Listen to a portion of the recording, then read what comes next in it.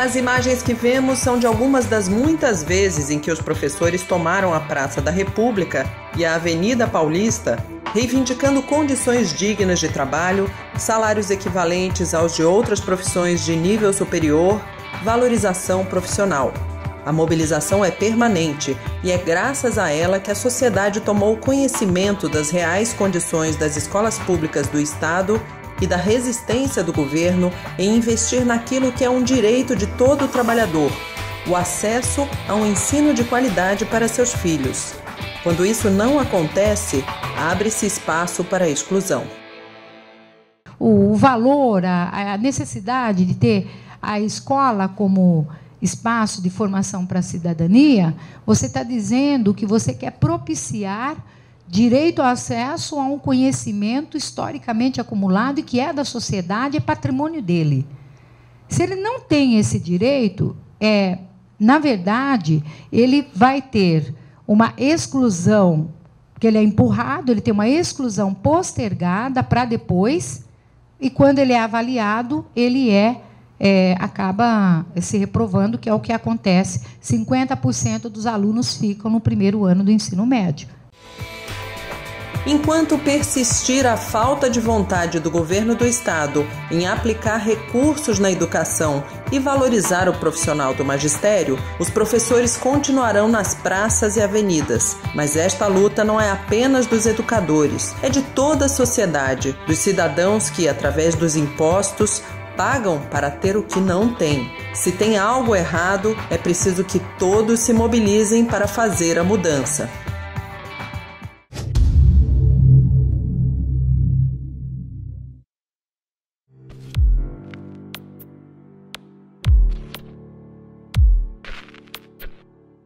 O salário do professor, para você dar aula em um período só, você não sobrevive. De jeito nenhum. Você precisa de pelo menos 32 aulas e aí você acaba tendo que pegar 2 ou 3 períodos para poder suprir esse espaço. A grande questão da vida dos professores é salarial. A gente estuda tanto quanto um engenheiro e a gente não ganha nem um terço do que o engenheiro ganha. Nossa hora-aula é muito baixa. Aliás, o estado de São Paulo tem uma das horas-aulas mais baixas do Brasil, apesar de ser o estado mais rico do país. Toda a rede, o estado inteiro está com uma falta enorme de professores. Eu já cheguei a ver casos de alunos ficarem um ano inteiro sem professor e toda a aula entrar um professor substituto diferente, geralmente nas disciplinas de matemática, física. Todas as áreas. Começou o ano, não tem professores, não existe. Então o aluno fica revoltado. Porque é uma carreira que financeiramente ela não atrai. Além disso, os professores de hoje em dia, eles têm que dar aula para às vezes 50, 60 alunos sem as menores condições. Escolas que não têm lousa, escolas que não têm giz, escolas que não têm computador, escolas que não têm material. A gente deveria ter no mínimo impressora para que a gente pudesse, pelo menos então, xerocar essas atividades diferentes. Na escola não tem toner? Na escola não tem folha? Se você quiser fazer isso, você tem que xerocar do seu dinheiro, e levar para a escola, para o aluno. Totalmente largada. Tem escolas que você vai numa quadra, não tem quadra. Você vai numa sala de aula, não tem piso, ventilador que não está funcionando. Muitas das escolas, inclusive, não tem nem biblioteca. A tecnologia oferecida pelo Estado é obsoleta. Então você vai usar a internet, não tem, ou é muito lenta. Computadores não é um número suficiente por sala. Eles não dão nenhum suporte, nem a secretaria, nem a unidade escolar não dá nenhum suporte para que a gente faça um trabalho diferenciado que fuja do material didático que a Secretaria da Educação manda pra gente. A progressão continuada existe sim. Nós somos obrigados a passar os alunos de ano, a não ser que eles tenham algum problema de falta. O aluno não pode ser reprovado 2 anos na mesma série. O professor não faz isso para punir, mas porque ele não tem condições de seguir. Uma desculpa do governo para não ter que pagar para o aluno ficar mais tempo na escola. E dificultou ainda mais o nosso trabalho, porque agora, eu que pego o aluno só da 5ª série em diante, eu sou obrigada a alfabetizá-lo também, porque ele quando chega na minha mão, ele ainda não sabe nem ler nem escrever. A docência não é sacerdócio, a docência não é caridade, a docência é um trabalho. É um trabalho digno, é um trabalho cidadão e ela tem que ser respeitada do jeito que nós merecemos enquanto professores.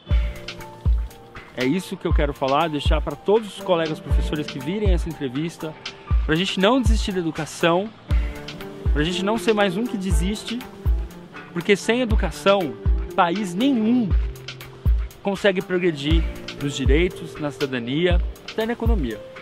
A gente precisa ser respeitado.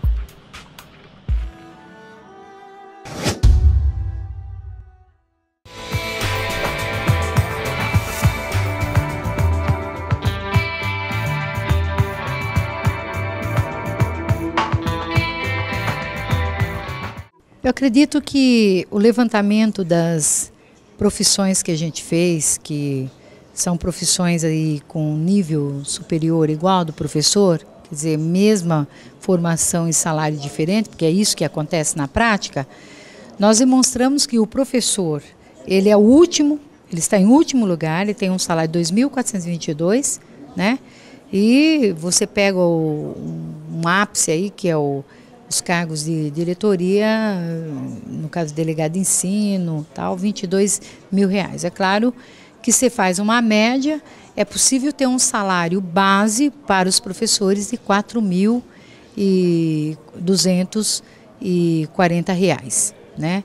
O que necessariamente nós precisaríamos de ter 75,33% de reajuste no salário base.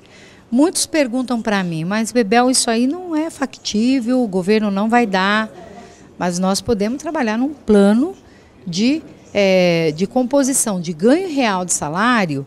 O salário é tal qual o salário mínimo. O salário mínimo tem um ganho real hoje. Por que ele tem um ganho real? Ele era muito baixo, né? Em 98, 99, a partir de 2002, 2013, começou uma política de valorização do salário mínimo, atrelada ao Índice Nacional do Preço do Consumidor, mais o crescimento do produto interno do ano anterior. E isso compôs uma fórmula para valorização do salário mínimo. A mesma coisa pode ser feita no Estado de São Paulo. Você pode ter o INPC, o Índice Nacional do Preço do Consumidor, e mais o crescimento do ICMS do ano anterior. Se isso tivesse sido feito com o crescimento que tem sido anualmente do ICMS no Estado de São Paulo, nossos salários já teriam sido repostos.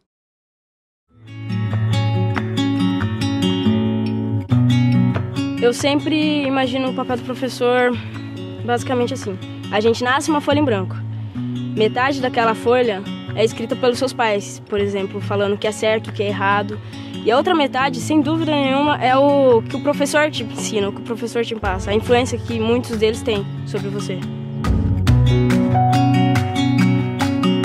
Eu tinha uma amiga que tinha uma relação muito ruim com a mãe dela. E ela criou um carinho por uma professora minha, que ela chamava ela de mãe. E o que ela falava para ela, aconselhava, dava o carinho que ela não tinha com a mãe dela, acho que fez mudar um pouco a cabeça dela. Ela criou um juízo, começou a trabalhar, estudou, se esforçou, mudou o caminho dela.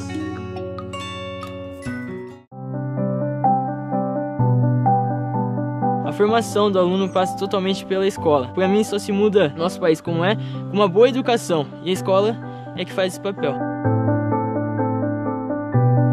É uma frase meio clichê, mas a esperança, eu acho que, do Brasil está nos professores. A partir dos professores como eu tenho, como eu acredito que muitos alunos têm, a partir desses professores a gente pode fazer um país melhor.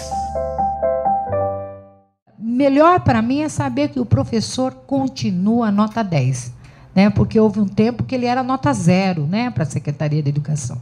E que nem quem está dizendo que nós temos esse protagonismo, né, em termos de importância na vida, são os alunos e os pais. Estão dizendo para nós, né, vocês são importantes. Eu acho que isso é o suficiente para a gente engajar uma campanha pela qualidade do ensino, com apoio de toda a sociedade.